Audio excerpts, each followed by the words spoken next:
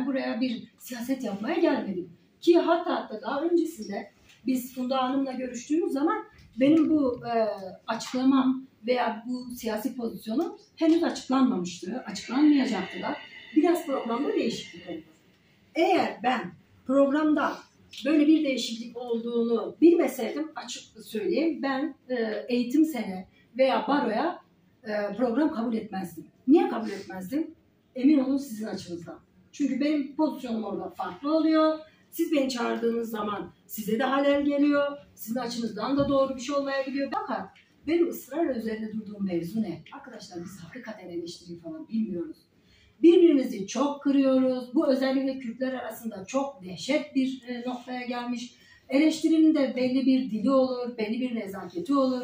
Niye bu kadar kırıcı ve birbirimizi yerin dibine batırma heveslisiyiz? Ben onu anlayamıyorum. Kimse şeyi düşünemiyor mu? Bu kadının da elbet kendine bir bildiği vardır. Elbet kendine göre bir düşüncesi vardır.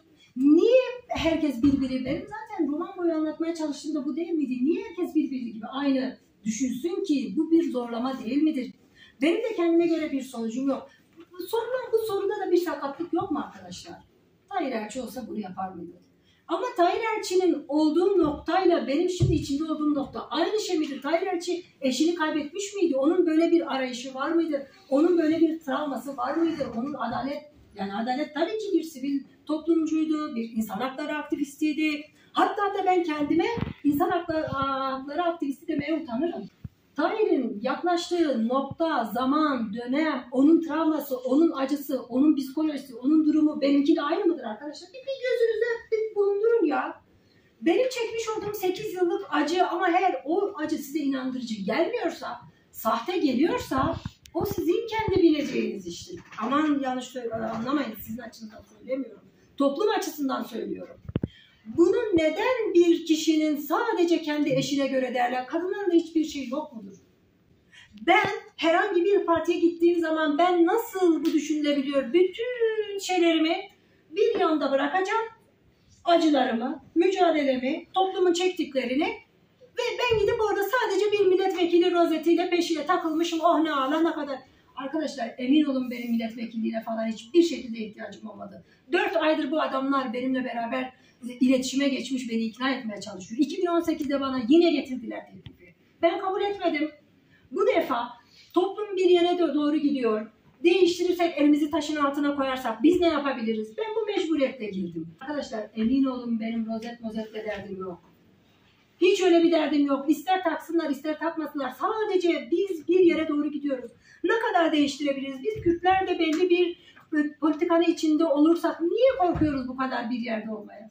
Niye hemen gidip anında bir şeyler... Hatta aklınız alıyor mu? Nasıl gidip her şeyi bir anda teslim edeceğiz? Bir insan kendi geçmişinden, travmalarından yaşadığı... Ya ben Türkçeyi sonradan öğrenen biriyim. Diksiyonumdan belli oluyor. Türkçeyi sonradan... 7 yaşında Türkçe öğrenmişim ya. Ana dilim Kürtçe olan biridir. Ben nasıl kendi o zihin haritamdan onu resetleyeyim, sileyim, hemen Türkleşeyim? Orada hemen anında 24 saati geçmedi arkadaşlar. İnsaf ya, el insaf. Bu kadar da acımasızlık olmaz Kürtlerde. Linç şeyi geliştiriyorsunuz. Linç.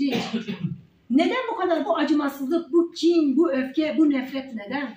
Öfkeniz, nefretiniz varsa başka yerlere kusun. Birbirinize değil arkadaşlar. Bana başka yerden teklif gelmedi. Gelseydi ben siyasetin içinde bulunup hadi arkadaş ben sizinle beraber olacağım. Gidin araştırın. 2018'de de bana hiçbir yerden teklif gelmemiş. CHP'den geldi.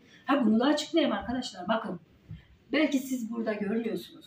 Fakat bunu da altını çizerek söylüyorum. 2015'ten şimdiye kadar 4 ayaklı minarenin oraya gittiğimizde olsun. 3-4 yıldır bizim devam eden bir adalet şeyimiz var. İddianame yapıldıktan sonra yapılan duruşmalarda emin olun arkadaşlar bizi hiçbir şekilde Batı'nın hiçbiri şey bırakmadı. Kendi gözümle gördüm. Yani bunun yalanı var mı? Ben herhangi bir düşmanına bilmem neyine Stockholm sendromu hayranlık hikayesi değil. Aklınıza gelebilecek bütün barolardan ben şimdiye kadar destek almışım. Davamı takip etmişler. Davamı günlerinde tutmuşlar. Ben şiddetle bir şeyler yapılacağına inanmıyorum. Toplumsal şiddetin durması lazım. Bizim kendi hakkımızı demokratik çünkü bu geriye dönüp bize zarar oluyor. Bunu bırakın benim kendi fikrim olsun.